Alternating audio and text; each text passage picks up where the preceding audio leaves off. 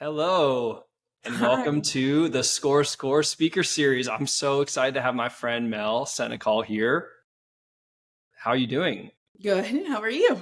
Good. I'm so happy that you made it. This is Me so too. exciting. Yeah.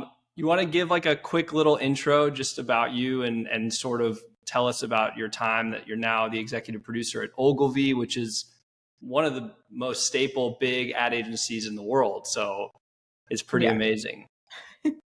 I actually just went staff a couple months ago, so I am now the group EP for the agency. There's two of us.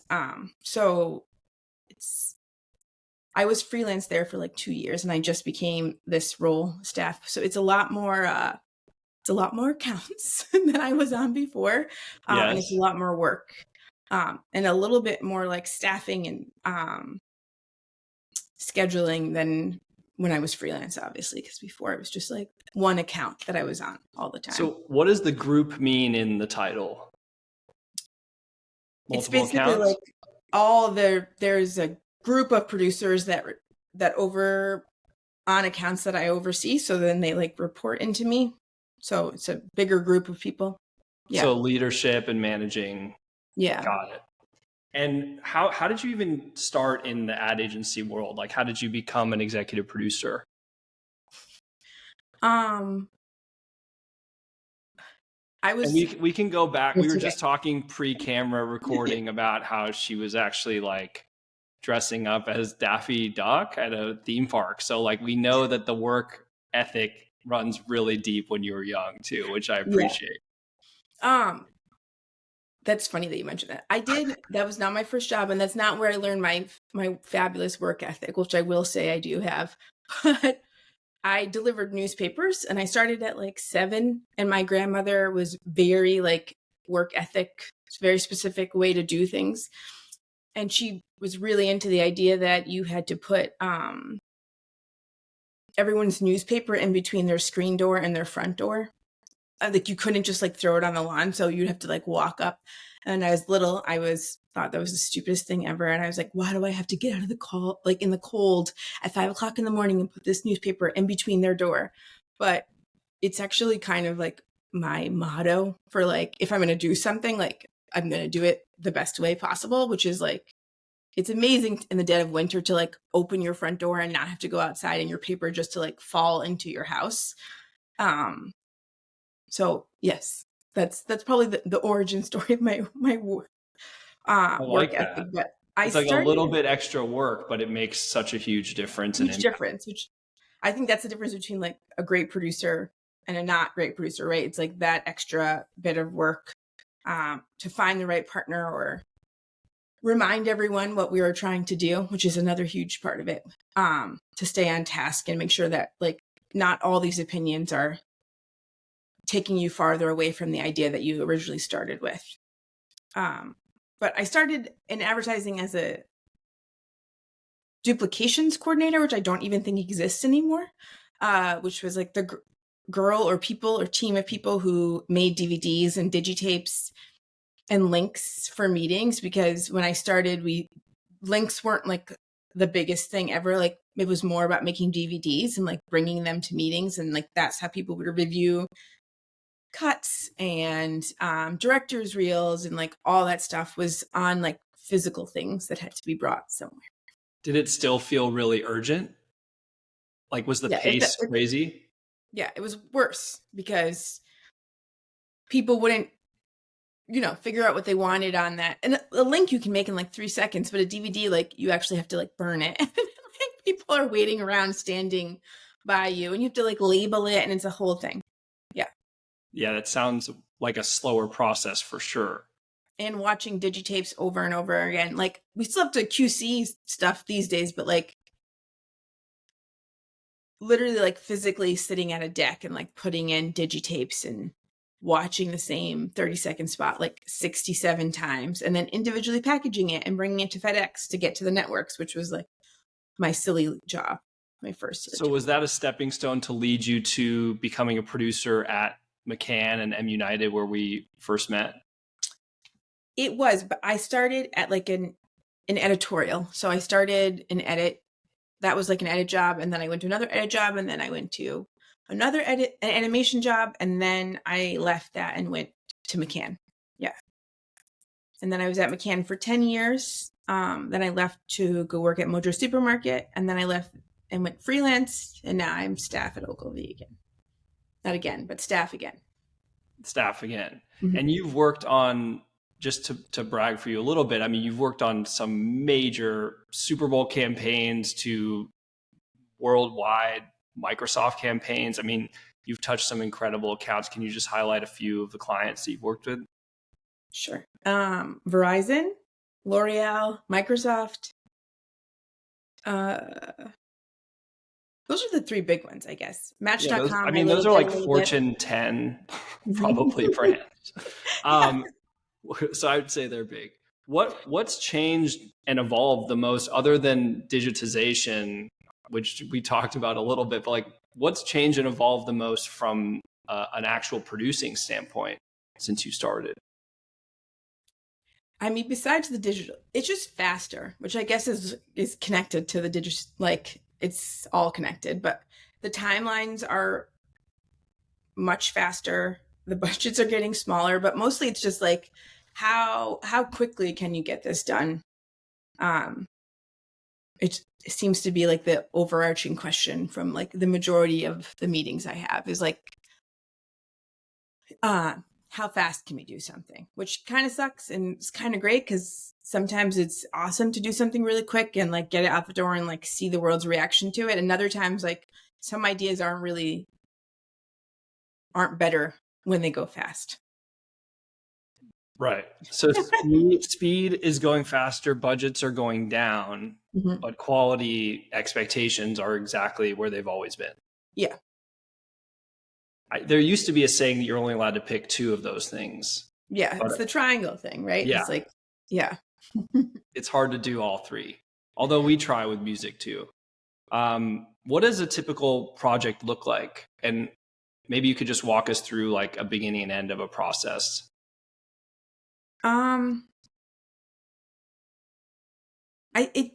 It changes a lot just because the way ideas are coming sometimes.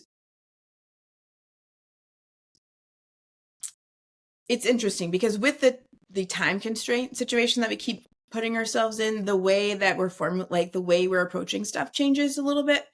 And depending on what type of project it is, that whole opening section, because, you know, sometimes it's not something that there's a traditional way, which is like, I get a board, I look at the board, I do a director search based on that board and then move from there. But like, it's different if the idea is revolves around talent or music or real people talent or a stunt. Then the process has to kind of get adjusted and changed based on that versus like starting off with the director. Like maybe we're not, and maybe we're starting off with finding the talent, or maybe the idea is very much connected to a specific track. And then are there steps that I have to do before we get to even talking to a director? Like, can I use this track? Which is kind of like how my most recent Super Bowl spot was like, it was great to get a director on board, but like the idea is nothing if I couldn't have licensed the track because the whole idea was based on like a very specific song. So it changed. The steps are all this. We do all the steps, but just never in the same order, I feel like.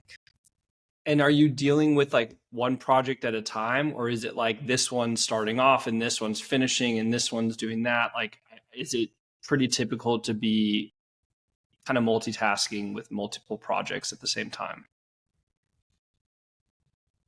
It depends on the project. So on my day-to-day, I have a lot of projects, and then producers like running the day-to-day of those projects. But if it's a big one like that Super Bowl one, then I try to get everything else off my plate to focus on that, because it was just like a really tight timeline and required a lot of approvals from Sony and from the talent, and the director was also a celebrity. So there was just a lot of, there was too much details for me to do other projects on top of that one. Right. Yeah. What's your favorite part of your job? Probably problem solving. So I guess that's the fun part, is like doing a project that, not that no one's done before, but I've never done before, and like how I want to, what steps I want to do in what order, and how, um, like my favorite project I ever did was this, kind of like stunt thing, but also we filmed it at the same time. But it was just a very small idea, and a huge part of it was finding the people that were going to be in the spot. It was like a singing. We went in front of Apple and sang a Christmas Carol in front of them, like in front of the big Fifth Avenue store, like a bunch of Microsoft employees.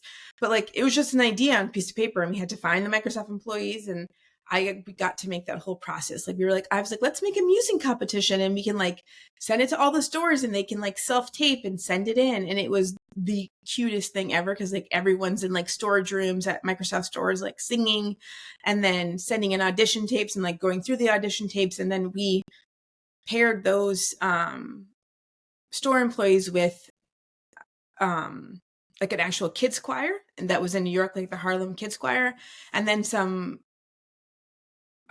sign people that could do sign language. I don't know why I'm spacing on how to, I'm making, that's how you say it. It was just fun to like create a whole new choir, like from nothing, and then do this crazy thing where we walk down Fifth Avenue caroling and taping it the whole time, and trying to figure out the logistics of how to get permission to go at the Apple store, but not tell Apple what we were doing. You know, like, because we had to get permission to film on their property, but the whole point is like it's a surprise, and like so they couldn't figure out why we were doing it, which was a long, stressful process, but it was really fun. We've worked with kids choirs before. That is seriously heavy lifting on the producing front, for sure. Especially kids choirs who are just kids choirs, like they're not actors or anything, and they I didn't have like time to like individually call all their parents and be like, so this is what's happening. It was kind of like, just show up to this studio, and then I'll tell you all as like a big group, and then we'll go from there. Amazing. Do you think this is like, because in some ways, well, I guess I'll just ask the question. Do you think this is a relationship business, like what you do specifically? Because you have to choose so many vendors for so many different things on one project. Mm-hmm. How much is it about knowing who you know and liking them versus like, I just need that person's talent for this specific thing?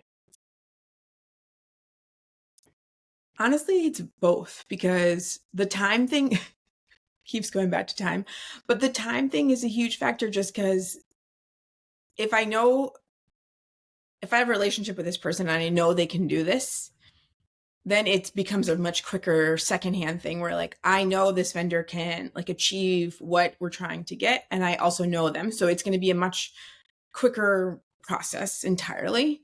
So I think, yeah, it's great when I know them, because I just trust them, and I'm not going to like second guess everything I'm doing and micromanage it, and then I can focus on something else.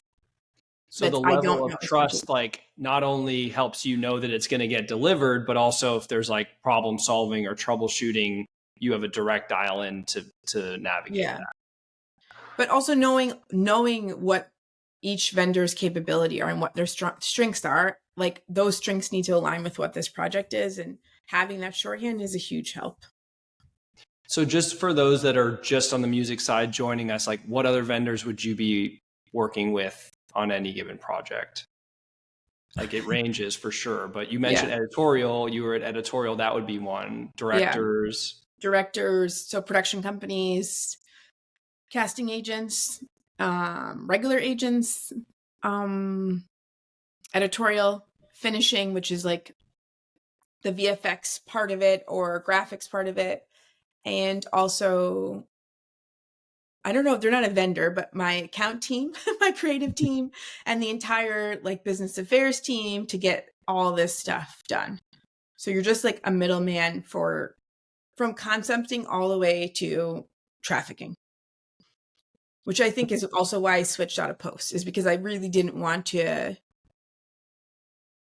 only work on one part of a project. I wanted to see it from big concept all the way to the end.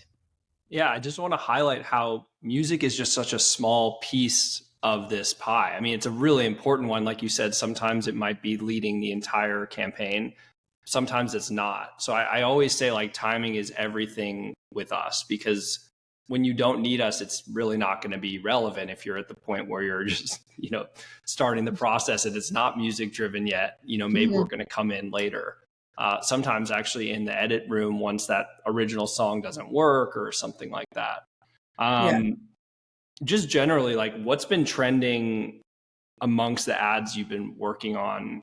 Is there do you feel like, other than like sort of the timeliness and like quick responsiveness, is there any other trends around like how people are marketing or how big companies are marketing right now?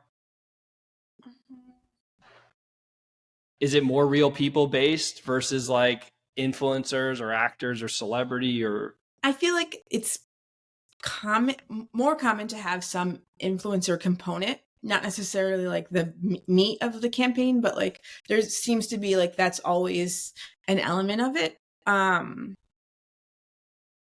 But I don't know if there's like a real people versus not real people. Like I've been doing both a lot. I mean,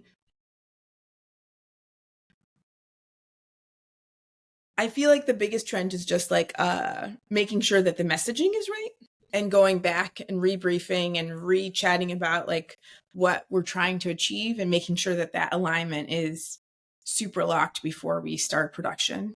And then revisiting that, like trying to go back to that and make sure that we're staying with what the initial ask was and what we're initially trying to achieve. It seems to be the biggest struggle is like a lot of people get involved and then other people get involved in what we thought we were making. It needs to stay that so it can be good.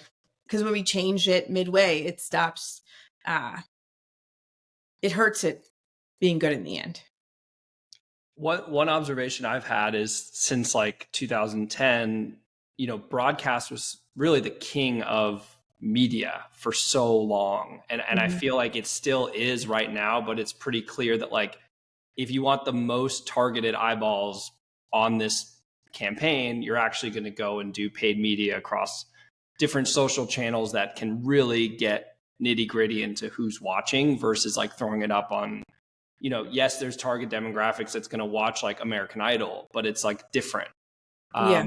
Where do you see any predictions on the future for sort of agencies and brand work?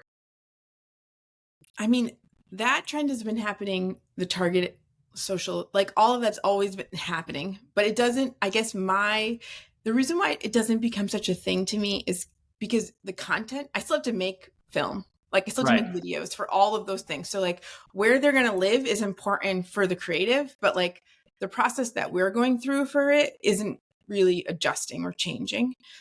I mean, it's making the budgets tighter because in people's mind it's like, oh, it's just a TikTok video or oh, it's just Instagram.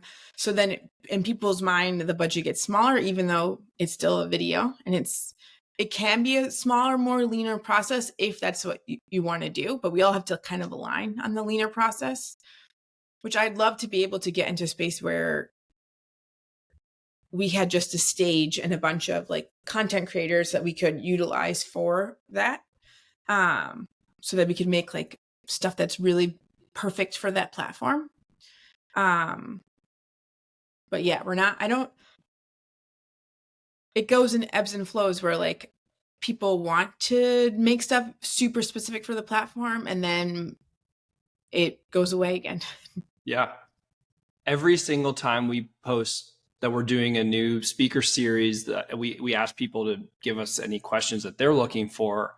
And every time so far, everybody's curious about AI and sort of the implications of how it's going to be used or embraced or rejected in our speaker, day-to-day work. Have you encountered it in a way that's been helpful or useful for you yet?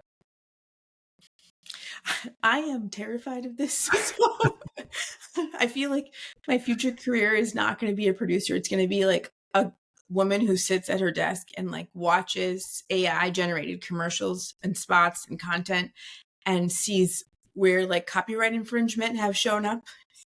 So I curator really think slash that's, like business affairs. yeah. Yeah. I was in this restaurant in the city in Manhattan, like a month or two ago, and they had this computer, like AI generated art. And I was really thrown off because it was like a exterior of a restaurant. And I was talking to the bartender about like, what is that? And he was like, oh, it's just AI generated. It's nothing. It's just made up from the computer. And I was like, this is not made up from this is a restaurant in my neighborhood in Brooklyn.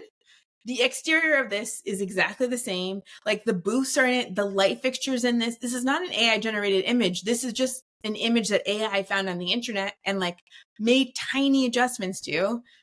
And now you're using it as like artwork, but like this isn't like you didn't pay for this. So like now this becomes this like sticky situation.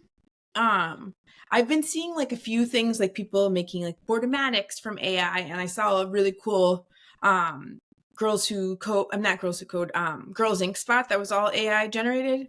But I honestly think it's terrifying. Well, we're actually in this new territory where I feel like everybody's taking the courtesy or even bragging like this was AI that created this. But it feels like the real slippery slope is when people are just doing it where it's not at all credited to AI. And it's kind of like, let's just slip this, song in here that's AI. Let's put this artwork in here. Let's put this voiceover. I know that there's a lot of people playing around with like the voiceovers of famous people without, Yeah. licensing. Cause like, why wouldn't you want like Morgan Freeman narrating your commercial? Like he's the best ever, Yeah. But none of this, that's the thing is like, the stressful thing is like, none of this is, the machine is not making any of it. You know what I mean? It's all like human generated things that are being brought in and then like that Scarlett Johansson situation that just happened with that AI. Yeah. Like you talk to her. So like, how are you going to then use her voice when she tells you no? And then you're going to use That's like a crazy one. For those that don't know, like OpenAI approached Scarlett Johansson about using her voice, and they said no, or she said no, and then they're like, "Are you sure?" Like 3 days before, and then she like didn't respond or something, and then they came out with it where people were saying it sounds a lot like her. It sounds exactly like her. Yeah. Yeah. Well, she'll win. None I of mean, this they'll is, just take it off and then move on, right? yeah. But that's why I'm scared. Like I do think that my job is going to become like me sitting around being like, is that Scarlett Johansson? Is that picture like from some other place that it's not supposed to be? Like, is any of this actual content like really being generated from AI, or is it just stuff that we merged together and didn't license any of it? Well, vendors like us all have to carry, insurance just in the chance that nobody does catch a song sounds too similar to something else. Yeah. But that insurance is probably going to skyrocket if they think that this is like, the future. Yeah. I just saw somebody commented this has gotten very dystopian. I feel like every AI conversation does though. It's like it starts off with the tools, and then you can always lead to like the end of humanity somehow. Yeah. When you just we're not keep going. like as a society, we're not ready for like AI to take away all these jobs. Like we're not like our society's not educated enough for like AI to be doing half of the jobs that we are doing. Like then what are we going to do? Yeah. Okay. Well, it'll be interesting, but it's uplifting for sure. That's the good news. So, but there are tools that will continue to present themselves. I'm sure that will be helpful in the process, or even just like the efficiency of tracking all your vendors and maybe some communications or things like that. Yeah, I'm sure there's a positive. We're not talking about it. Yeah, no, for sure. Well, just to go focusing on music a little bit, since Score is a music company. How competitive is that process? Because I always think of it as like an actual miracle whenever we finish a song in a commercial. But can you enlighten us a little bit? Yeah. I mean, I think it's, and I say this with love, but it's one of my least favorite parts because music is so subjective, and there's no way to like convince someone of something if a song makes someone feel some way, you're never going to change how that person feels about the song. So like a whole 13 people could have like love this song and think it's perfect. But if one person thinks that it's not perfect and they have an opinion about how it's not, and like it makes them feel a certain way, then it really doesn't matter. Like, like you're back to the drawing board and you start this process all over again. It's like, if the song is like, I have the song in the beginning of concepting, then I love it. Then I love having the music. But if it's like an afterthought where people like, now I just have like 75 people telling me their personal music preference, it's very stressful and not fun. But you find that it's valued. Like everybody cares. Everybody has a strong opinion because it matters to them, versus like there are some brands that music is an afterthought because they just don't even care. Yeah. Those are not the brands you're working with. I mean, no, everyone cares. Everyone cares. A lot. Yeah. So what do you do? What is your process knowing that everybody's going to have a different opinion? How do you present them options? Are you sending them 3? Are you sending them 20? Like, how do you increase the chances for it to be a smoother process? So if the song or like the genre of song is super crucial to the spot, that's the easiest one, because then we're just like going after like these certain tracks. But if it's like a score track, honestly, like we typically probably brief 3 vendors if we have time. And then from that, get a lot of tracks, or go down the route of like customizing tracks or doing original scores. But we typically do more than one music house, because it's just, again, so subjective that I never know what's going to happen and who, like, where it's going to go. And then from that, like, which is like 60 tracks, you sit in a room and play all 60 of them, and everyone has to like the 10 that you have, and from that 10 then it gets sent to someone else, who then gets to take that 10, make it 5, and then 5 go past the agency. Yeah, I once wrote an article for Forbes where I actually created an infographic of like how crazy it is, how many steps there are for a song to finish. And it is amazing. It is amazing. Every time we get one, we feel like it's just this unbelievable feat, because it is. Yes, it is. And it's a really good day when it when you get like a great one and it works perfectly. Well, and like, yeah. What's been cool working with you is over the years that we've found some brands like Microsoft and Citizens where like we can unlock like the sound and actually do like multiple in a campaign, because it like we kind of get it together. And so I feel like that is the upside, is once they do land on something they like and you're in the right world, if it's a brand that sort of stays consistent with that, it's really helpful. Some brands are like doing completely different music briefs every single time. Yeah. It's, so it just depends. I mean, it's not just music. It's completely different. Like, right. The aesthetic. Whole concept is different from like one year to the next. I personally love the consistency. I think it like, it helps consumers remember who you are. So I think it's like, for messaging, I think it's much better to just stay consistent, but it's not always an option. Well, I'm going to leave you with one more question, just because I can't believe it. This flew. We're out of time already. But if you could collaborate with any artist, living or dead, who would it be? It'd probably be like Tina Turner. Nice. My dog's name is Tina Turner. So yeah. I did not know that. That's really funny. I can't believe you didn't know. That's crazy. She's my favorite. And her whole, like having a rebirth at 50 just seems so like badass. And like every day I will try to like achieve something close to like having a total rebirth at 50. So I love that. Yeah. And until then, we'll be putting the newspapers between the screen and the door. Yes, we will always. I love it. Well, Mel, thank you so much for joining us. This was really fun and insightful and inspiring, and I appreciate you. Thank you. It was so nice to talk to you. Okay, bye. All right.